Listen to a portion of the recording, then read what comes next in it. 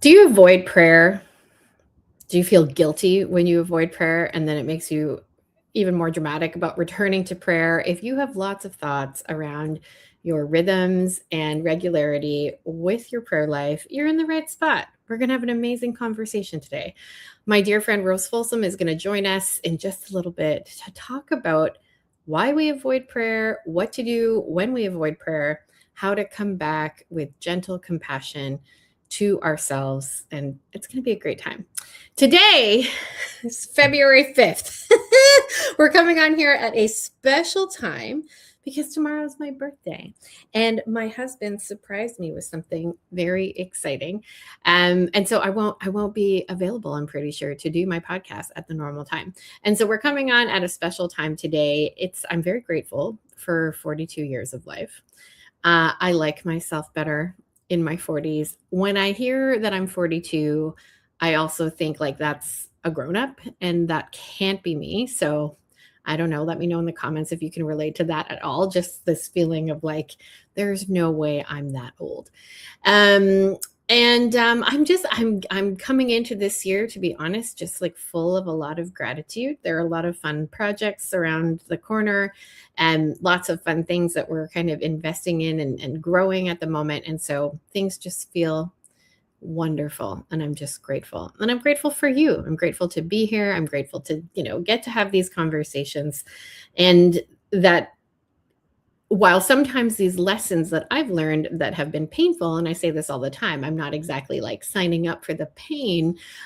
What I am grateful for is when you can talk about what you've learned and you're coming at things from a place of wisdom and experience and knowledge. And prayer has just been something I have been thinking about a lot.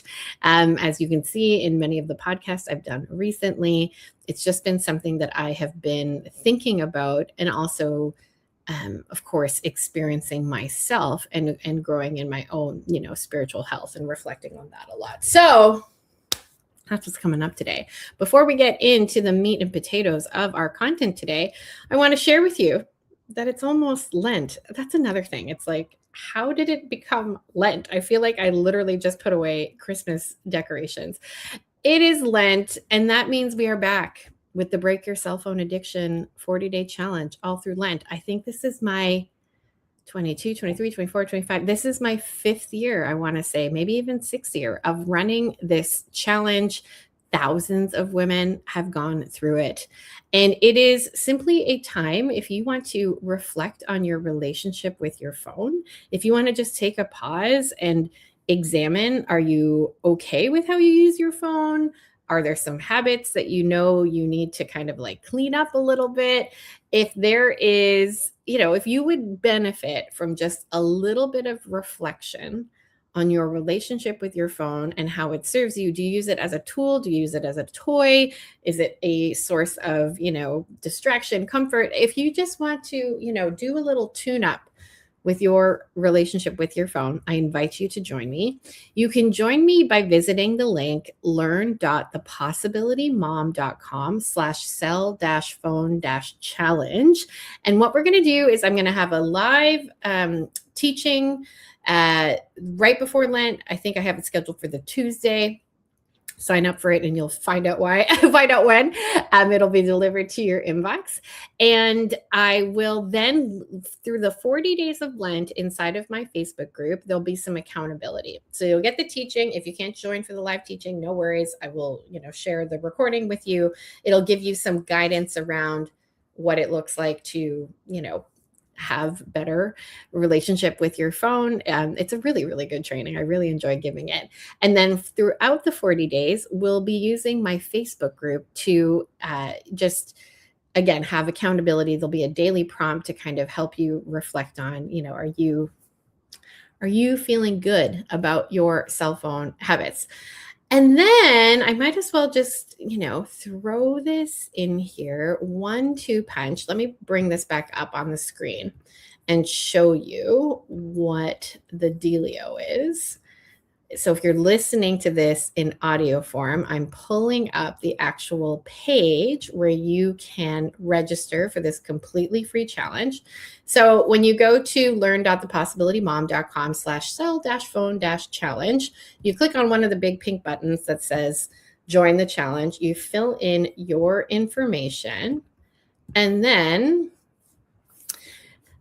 before you go, I am rerunning a shortened version of an event I did right before Christmas or right before New Year's, and that is my surrendered schedule. If you're looking for a gentle approach to time management, after you fill in your information, it's completely free. You can add on a little workshop all around time, all around, so then you can go. For me, Lent honestly feels like another new year. Let me know if you can relate to this at all. I had all kinds of New Year's resolutions, particularly around prayer. And I maybe did them 20% of the time. You know what I mean? So Lent feels like another natural reset. And if time and how you manage time was something that you wanted to improve at the beginning of 2026, but maybe didn't really make any headway, take a look at this when you register for my completely free event. This is another little thing that you can join me for to help you for your Lenten preparations. Alrighty, let's get into it. Why we avoid prayer. How do we return without guilt? I remember one day talking to my spiritual director, and I was like, the prayer horse has, I have fallen off the horse, and the horse is all the way in Timbuktu. And he was like, that's okay. Go get the horse and get back on it. He just was like, it doesn't matter if it's in Timbuktu. Just get on the horse and begin again. And I just, honestly, I couldn't think of a better person to have this conversation with other than my friend, Rose Folsom. I'm so excited for you to meet her. Rose, welcome to the Possibility Mom Live. How Lisa, thank you so much for having me. Oh my goodness. For anyone who might not know who you are, will you kindly introduce yourself? I'm Rose Folsom. My husband and I live just north of DC in Maryland. Yes, we were snowed in for a week, which was kind of fun. I'm from Wisconsin, so that's no big deal, really. It was kind of fun. And so I am a convert, and I didn't even get the Jesus thing till I was 35 years old. I was baptized and as an infant and confirmed as a 12-year-old, something like that, in Westminster Presbyterian Church. And the day of my confirmation, I'm wearing my little white gloves and my mint green dress with all the other boys and girls ready to tell their loyalty to Christ for their whole life. And I'm standing there going, I don't get why if we have God, we need Jesus. I just didn't get it. Flash forward many, many years. I meet a woman who says, you got to read The Story of a Soul by St. Therese of Lisieux. And I thought, okay, I'm going to read it to show her. I'll be able to prove that this Catholic stuff is nonsense. I'm living totally secular at that point. And I read it and I closed the book. I couldn't put it down. I had some dreams while I was reading it over the course of a weekend. Couldn't put it down. And when I put it down, it was like my life has to change. 2 years later, I was received into the church. And I so much didn't want to go back to that secular way of thinking that I was willing to do anything to stay close to God. And so little by little, I came up with a 5-step process that I call the sacred belonging process that I actually teach people in an 8-week program. So this process has helped me stay close to God. And as you said, Lisa, to come back to him when my horse strays. I like it. I like my horse straying better than me straying. That sounds It's the horse's fault. It's not my fault. It's the horse that I fell off. So I feel like there's a whole I became a lay Dominican about a year after I became a Catholic, again, because I wanted so much to, the camera's kind of fuzzy. Maybe I'll go in and out until it's fine. That's okay. I just took, just 5 years. Oh, here we go. So I became a lay Dominican pretty much immediately. I had it's a vocation you have to be a lay Dominican, but it was, again, I just wanted that. I wanted that accountability to stay close to Christ. Mm. Are there specific daily things that you must do as a lay Dominican, like that makes you a lay Dominican? Right. What makes us a lay Dominican is that we have that small V vocation, first of all. Mhm. And second, that we have been received into the Dominican order. So that's what makes us a lay Dominican. But the requirements, so to speak, the family requirements, that's what I think of them as, just like the church. They're like, okay, we all meet for dinner at 6 o'clock. That's like, is that a rule? Is that a burden? No, it's what the family does. So what the Dominican family does, the lay Dominicans, we pray at least morning prayer and evening prayer in the liturgy of the hours, daily mass when possible, and meditation on scripture and the rosary. We pray every day for deceased Dominicans. So this is one of the best perks of being a Dominican. Is like after you die, the entire order, nuns, priests, lay people, are praying for you every day. Wow. Right. So they say it's great to be a Dominican when you're alive, but it's really great when you're dead. Um, Purgatory, we'll make it as short as possible. Very good, very good. So I feel like there's a whole story around the woman who gave you the Saint Therese book, Oh, and maybe we'll get that into that another time. But at some point, you learned about yourself that I am good at facilitating this or inviting others to pray, right? Tell us about that, because that's a whole conversion. So you had a conversion story just from living a secular life or living a Protestant life to becoming Catholic. You had a conversion story to becoming a lay Dominican. But what was the conversion around? I actually am good at helping other people learn how to be in closer relationship with Jesus. I learned that I had that awakening in, let's see, about oh golly, it was several years before I became Catholic. And it's when I started going to Al-Anon, which is the 12-step program for people who've been affected by other people's alcohol addiction, other addictions. So I started going to Al-Anon so it was a full decade before I became Catholic. So what you do in the 12-step programs, as many of your listeners know, is you meet in a room with your peers, Mm-hmm. and you have a sponsor and you become a sponsor. So when it was time for me to become a sponsor to people, various people, I found that I was really good at it, and that I would say, because we know that no good comes from us, no good originates in us.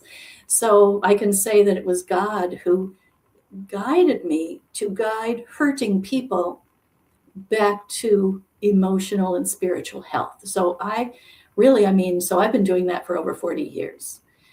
And so when when the church came into my life, or when I came into its life, it was a very natural thing. Uh, and it was actually years after I became Catholic that, although a couple of people converted right after I did because of the Holy Spirit's influence through me, so that was pretty thrilling to see him work.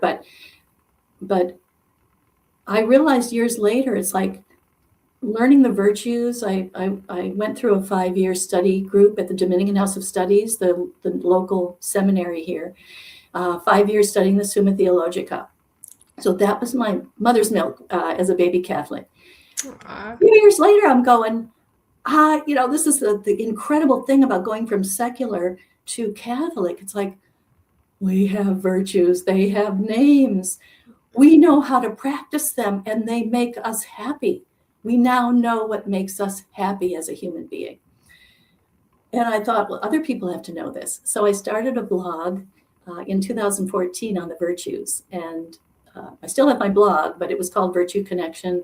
I spoke, at Archdiocesan Catholic women's conferences, keynoted there, and wrote for various Catholic publications like Catholic Mom and Catholic Women in Business. And, just spoke and all that around locally. And in 2019, I realized that no one's going to really grow in virtue if they don't have a great prayer life. Mm. because to change habits requires a huge motivation. So what's my motivation? I had an online course called Path to Patience. I still do. But the thing is, if you have this online course, are you going to stick with it? Are you really going to be transformed through an online course? Not without a great prayer life. So in 2019, I pretty much switched over from an emphasis on teaching the virtues to showing people how to pray. And I want to encourage people, of course, to go and visit rosefolsom.com where you can learn more about what Rose does. But many people here have followed along with the very interesting adventure that my family has been on these last couple of years. We lived in Florida. We came back to Canada. We lived in 10 houses in 10 months while I was pregnant with baby number 10. And for me, prayer became a necessity.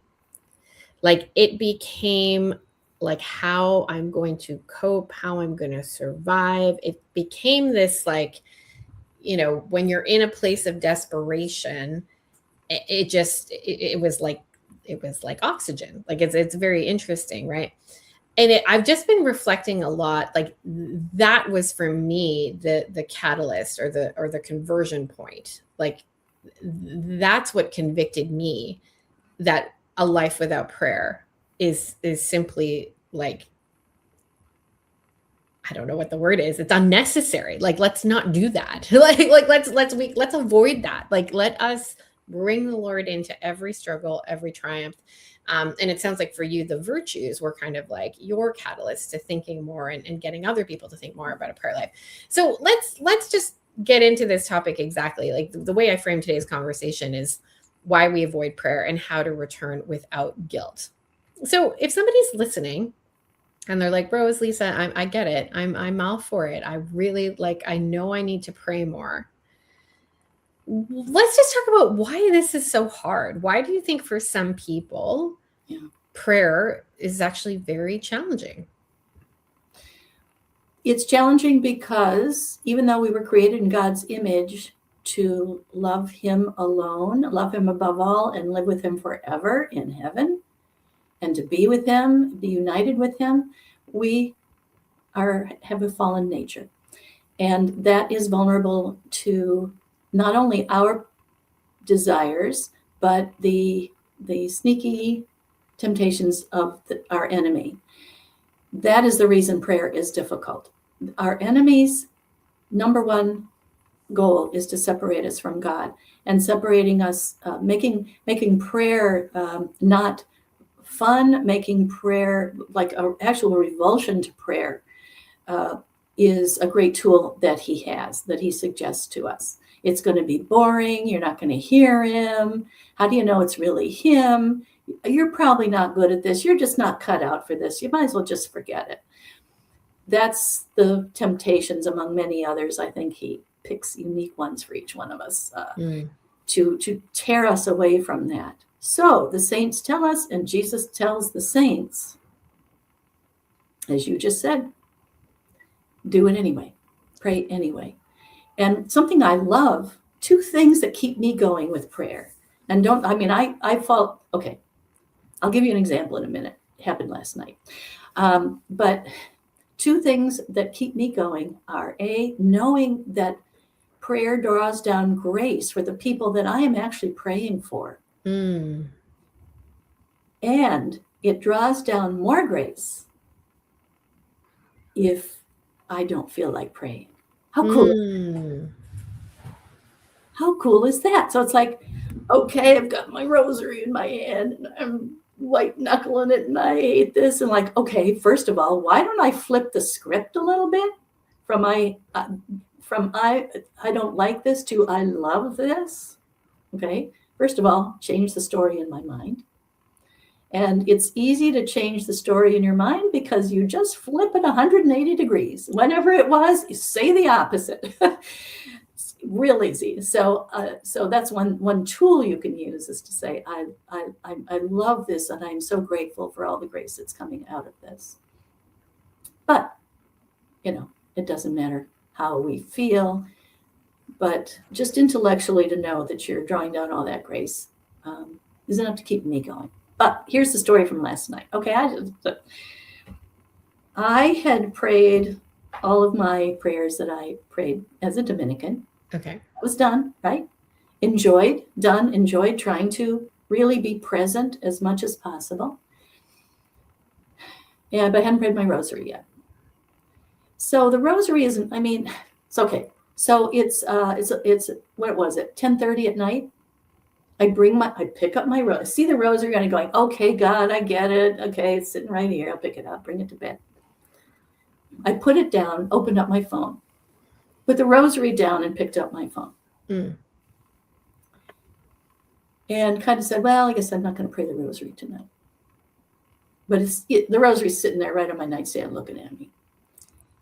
So, and there's a crucifix attached to it, for heaven's sakes. Like, okay, but no. I went to sleep. Woke up at 1:30 and kind of said, okay, God, what would you like me to do? Oh, the rosary's going, Rose. So I got 1 decade out. I'm telling you, you guys got to hear this story, because we all struggle. And I enjoyed that decade. But that resistance, that fallen nature. So I'll tell you what I could have done. And I recommend this for everybody, what you can do so that don't let this happen to you. Pray earlier. Leave anything for when you go to bed. That was just, my little lizard brain kept putting it off. And it's like, the lizard brain is so dumb. It doesn't reason. And it's just like, oh, I'll do it later, but not thinking, you know what, at 10:30, 11, you're going to be not going to want to do this. And I think that's the struggle of many people in my audience. We're raising kids all day. We're working, we're doing dinner, bath time. We're shuttling kids to and fro. We're trying to sneak in a little bit of time with our spouses, and then the head hits the pillow and they're like, oh, did I even spend any time with the Lord? So I just think this is a very, very common challenge. And this is why, my resolution this year was to really begin my day in prayer. So how can I begin my day first thing in the morning, very early in the morning is my goal. So for me, I've only hit it about 20%. So about 20% of January 2026 have I gotten up at the hour that I said I would get up and pray. And I'm not too harsh on myself in the sense of if I don't meet it, I'm not too harsh on myself. I usually just pray later in the day. I find a way to make it work. But what would you say to people who find that consistency a little bit difficult? Well, you did the main step. I think 2 things. One, okay, a couple things. Pick a time. First of all, pick a time. Now, I have to give this caveat as well, because that's not for everybody. That's something that I always teach my clients, is that we're going to find a custom prayer life for you, because everybody's relationship with Jesus is a little different. You get into the chemistry of the body, the nervous system, the temperament, the situation. So it's not for everybody to pick a time, but I would say, I think my guess would be 98% of the people. It helps them tremendously to pick a time. So that's number 1, pick a time. And start with 5 minutes. If you haven't started yet, start with 5 minutes. Start with 1 minute. It's not so much the time, it's the connection with Jesus, and it's the building the habit. I heard somebody say once, I go to an AA meeting because it's 8:00. I go because it's 8:00. That's a habit. So your goal really is to build a habit, a doable habit, and be creative and find a way you can do it. There's one mother who has her prayer time while she's breastfeeding. You can be creative. Lunch hour in your office, if you have the luxury of being able to close the door, or taking a walk around the block. Be creative. You can pick a time.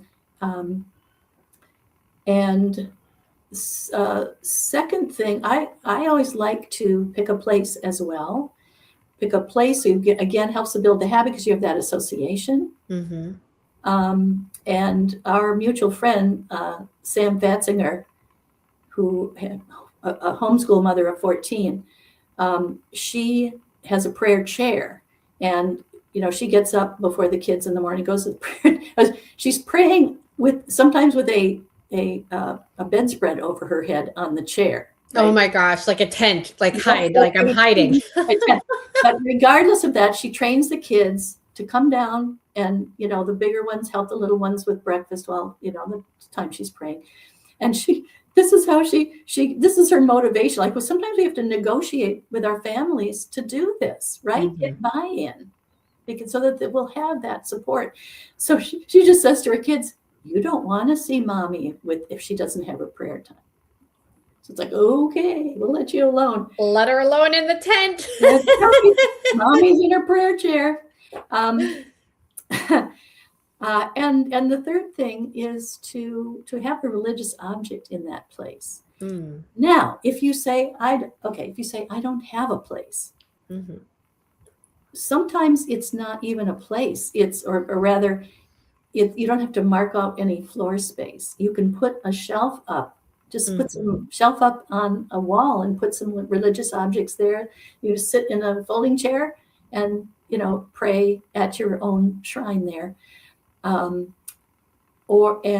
a religious object also really helps if you can get that in your prayer space. Now, this is for if somebody absolutely has no space. You can get one of those old-fashioned, any kind of like knitting basket, or Sure. those old shoe shine things with the handle, and Yep.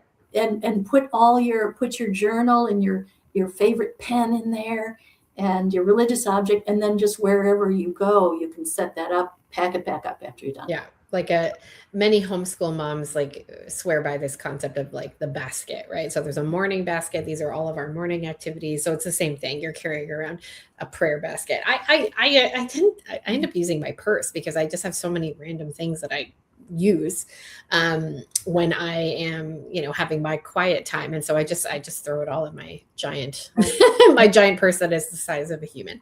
So let's talk about this, like what if you were very good with words, so I'm really I'm excited to hear what you're about to say. If you had to describe a life before consistent prayer versus a life after consistent prayer, how would you describe that? Okay, two things, two ways. I would say it's the difference between agitation and fretting and peace inside. And I would also say that it is the difference between pinning my self-worth on what I think other people think of me, which of course is what causes the agitation and the fretting and the restlessness, to pinning my self-worth on what God thinks of me. Now, we don't really ever know what other people think of us, really. Mm-hmm. And we also tend to think the worst, which makes us try harder, which makes us less attractive. With God, all we have to do is open the Bible. And what he thinks of it, it's all over the place to remind ourselves. I mean, peace sounds good to me. Peace sounds very good. And somebody who talks a lot about peace is Father Jacques Philippe. And you and I are very, very big fans. And you have something very exciting happening with one of his pieces of work. Tell us a little bit about what's going on. Yes, this is so many of you. There's a good chance that if you're okay, so that, yes, what it is, I was just going to show the book, but I can do that in a minute. It is, we spend 6 weeks during Lent walking through together and unpacking this book that is so many people's favorite, Searching for and Maintaining Peace. It's a little book. See how skinny it is? So there's not a lot of reading involved.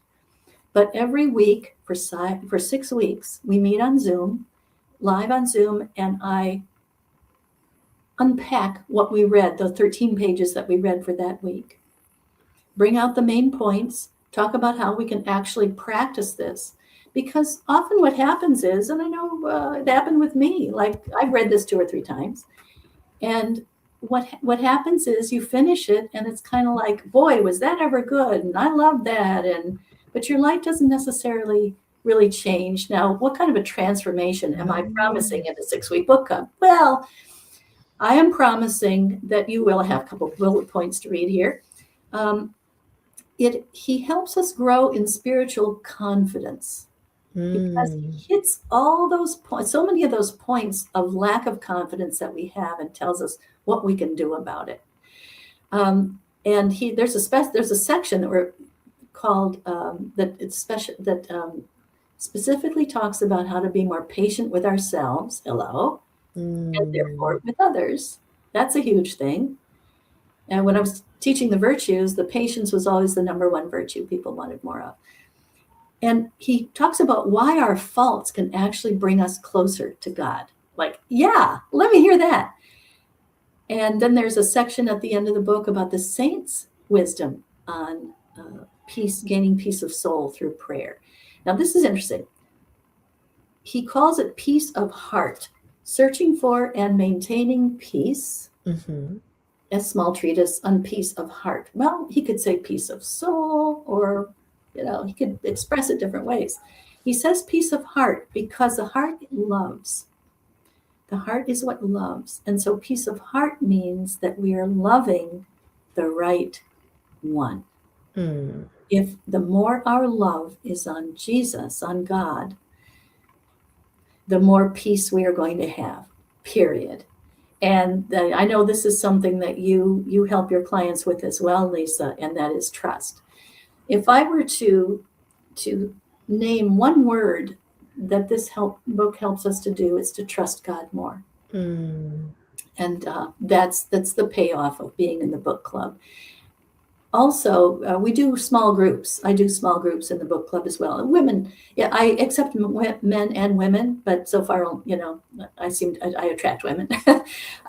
So the women just love the small groups, and I think we all do. And we've been to group coaching things. This isn't a coaching thing, but in any group thing, we just love the small groups and get together with 2 other people, and you can kind of open up a little bit more there. I think the key is that you can process. So it's one thing to read a book, certainly, but you can like read a book, but then you can also process and implement what you've learned in that book. And that's what I think you're facilitating here. So if you've ever wanted to read Father Jacques Philippe, maybe you have it on your nightstand, but you haven't cracked it open. But you would benefit from not only just reading it, but then coming to a place of conversion. This word conversion's come up a couple times. Like, that's a very like succinct way to say, you can read it, but you can also change your life via reading it. And that is what you are facilitating here. How can you become, your heart can become more peaceful? How can you create a heart of peace? And sometimes I'm thinking more and more now, this is a total aside, and it's probably its own podcast, to be honest, but I had a long conversation with my almost 17-year-old son around AI. And I love AI. I use ChatGPT to help me with many things. But like, I've read enough studies and also observed enough behavior in myself and in others where I'm like, we cannot outsource our ability to wonder. We cannot outsource our ability to think. We cannot outsource our ability to, make difficult decisions or wrestle with things. And we had this long conversation, me and my son. My point that I'm trying to make here is that I'm like, sign me up for any opportunity where I get to be human and like get to be human with other humans. And like, if I could do it in real life, like I wish, Rose, that you lived across the street and I could just be coming over with a cup of tea and we would just do this in real life. But failing that, we will use our screens as a way to be human with each other. But just encouragement. If you're looking for an opportunity to pause and to develop this heart of peace, I just love what Rose has got going on here. Rose, for somebody who might be listening and they're thinking, okay, again, I'm with you. Rose, Lisa, I am with you, but I just am so far gone. Like, I don't have any habits. I don't think I can ever develop habits. I have tried so many things in the past, and yet I fail over and over and over again. Like, what encouragement would you give them? Mm-hmm. Well, encouragement is God's promises. I wish I had them right in front of me so I could read his promises, but Google God's promises And I think it's going to lift you right back up, because they're written for you personally. That's what he has in mind for you. He didn't want to create the universe without you. It wouldn't have been complete without you. You have that purpose in his plan. And it's hard for us to imagine, but God puts all his attention on each of us since the moment we were created. And I guess the Bible even says before we were created. I'm not sure how that works, but his full attention, loving gaze is on you at all times. I recommend adoration in front of the tabernacle or the monstrance, but just in the presence of Jesus, where he's really there in front of you. I recommend that as a cure-all for almost all distress or feeling disconnected. Okay, so that's my encouragement, is check out God's promises in the Bible and remember that he did not consider the whole universe complete without you. You're that important to him. And if I were to give advice, it is to start where you are. Maybe read the promises and then think about how that applies to you, and sit there. And this is how you reconnect. You don't reconnect. He's there already. You ask him for the grace for you to plug back in. Ask him to to make himself apparent to you. And this is another thing I teach. How do you know that it's him? I think you'll be happy to know, if you don't know already, that if you get a warmer feeling in your heart, if you something in your heart, if you feel a little calmer, when you simply sit down somewhere or walk somewhere undistracted and say, God, I want to let you in. Give me the grace to let you in right now. And if you feel something, that's him. And you have connected. And that's your start back. And if you're a visual person, you're going to want to picture him, because it's true. Picture him looking at you with the most loving eyes you have ever seen in your life, that you can ever imagine. Tears coming to his eyes because he missed you. That's all he wants, is connection with you. And you've made his day. He's a human being. He's a man. He's God. And you've made his day by just glancing at him and saying, allow me to connect with you, God. You just showed and tell there. Rose, you did some show and tell there, showing what people can expect when they come into, a container that you are in, a space that you are in. One thing that I've just sort of been reflecting on here as we've been talking is someone can even make their prayer self-reliant. And that someone is me, anyone who struggles with perfectionism, controlling tendencies, we can do this even in our prayer life, right? Meaning if I didn't get up at 6 a.m., then forget it. I'm not even gonna, whatever. And that's just not, that's just not the Lord wants our presence. He wants to spend time with us. He wants us to spend time with him. And it's like going to the gym. You don't go to the gym by thinking about going to the gym or planning to go to the gym or getting outfits to go to the gym. You just go to the gym. And I feel like prayer is very similar. You just show up, and you don't have to prepare anything. There doesn't have to be some master plan. You can just show up. So I think you could be self-reliant even when it comes to prayer if you struggle with that in other areas. So anyway, Rose, I could talk to you honestly all day, but is there anything else about this topic of prayer that you want to say today that you didn't get a chance to? We were created. Each of us was created to have a unique relationship with God that is going to continue into heaven. And I just love guiding people to a custom prayer life that feels joyful and natural to them in this season.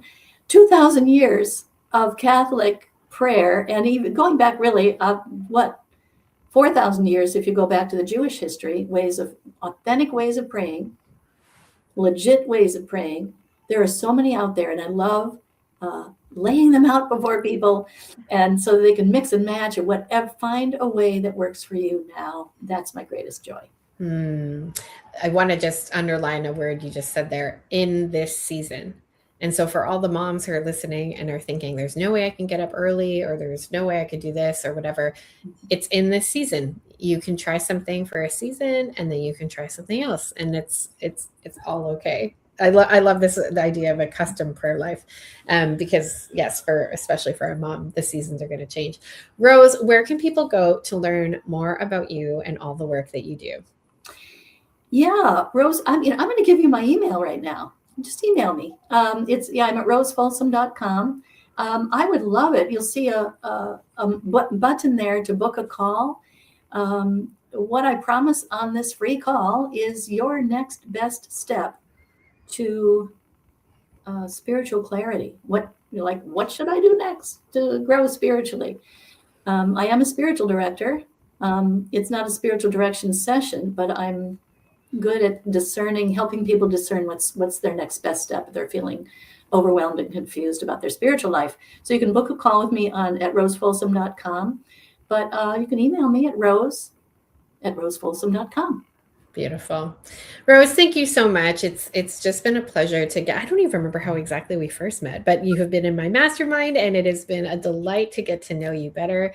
I honestly, I just come away from all of any interaction just more peaceful, more refreshed.